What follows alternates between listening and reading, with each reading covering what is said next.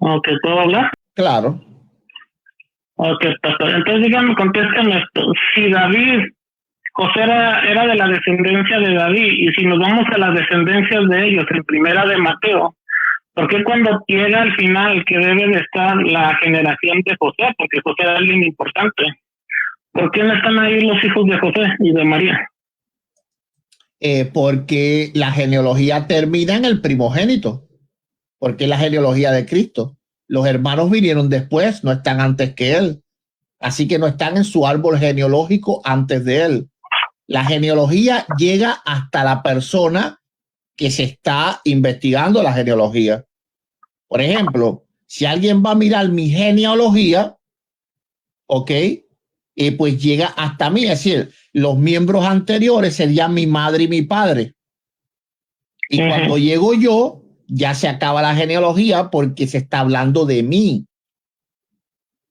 Entonces, Mateo se estaba hablando de la genealogía de Jesucristo, no la genealogía de José o de los hermanos de Jesucristo.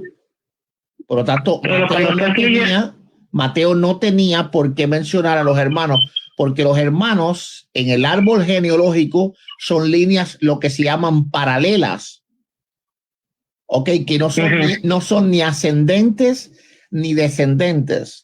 En un árbol genético, ¿ok? Hay descendentes y ascendentes. Pero los hermanos son ramas paralelas.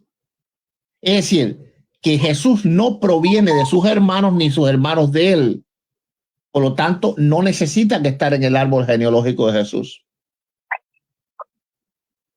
Pero cuando empiezas a leer... Por ejemplo, mira, lo último que te voy a decir, mira, si vas al propio Mateo, ¿ok? Vas a ver que no aparecen los hermanos del rey David, ni aparecen los hermanos del rey Salomón. No aparecen. ¿Por qué no aparecen? A pesar de que David era el hijo más pequeño, no aparecen porque lo importante era el rey David, no los hermanos de él. ¿Ok? Dice el verso 6 de Mateo capítulo 1. Isaí engendró al rey David y el rey David engendró a Salomón. ¿Dónde están los hermanos de David? No aparecen. Ahora, cuando vamos a Salomón, dice el verso 7, Salomón engendró a Roboam, pero es que Salomón tuvo más hermanos. Los otros hijos de David no aparecen tampoco. ¿Por qué no aparecen? Porque no son ni ascendentes ni descendentes. Así que no aportan nada al árbol genealógico. Por eso no están. Porque cuando yo he leído Mateo y empieza como al principio, cuando habla del primogénito y lo dice, y sus hermanos, ¿no? Pero sí los menciona, pero cuando no hay hermanos, no dice hermano, nomás dice el nombre y sigue con la otra generación. No es así. Yo sé que ese cuento lo inventó Luis Toro, lo oí en un video de eso de él. Eso es falso. Con el rey David no dice Isaí engendró a David y a sus hermanos. No lo dice. Con el rey Salomón tampoco lo dice. No dice y David engendró a Salomón y a sus hermanos. No lo dice. Entonces no es una regla, ¿verdad? Que lo haya usado con algunos no quiere decir de ninguna forma que sea una regla, porque no la usó ni con David ni con Salomón. Y hay que importante saber que David y Salomón son los personajes más importantes de la genealogía. Ahora, ¿cuándo sí lo usa? En periodos históricos, como por ejemplo en el verso 11 dice Josías engendró a Jeconías y a sus hermanos. ¿Pero por qué? Porque está hablando del tiempo de la deportación de Babilonia. Ok, entonces, por eso se refiere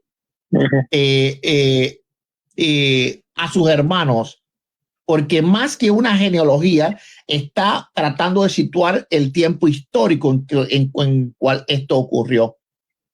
Pero no es una regla, porque en el verso 6, esa regla no se cumple para David.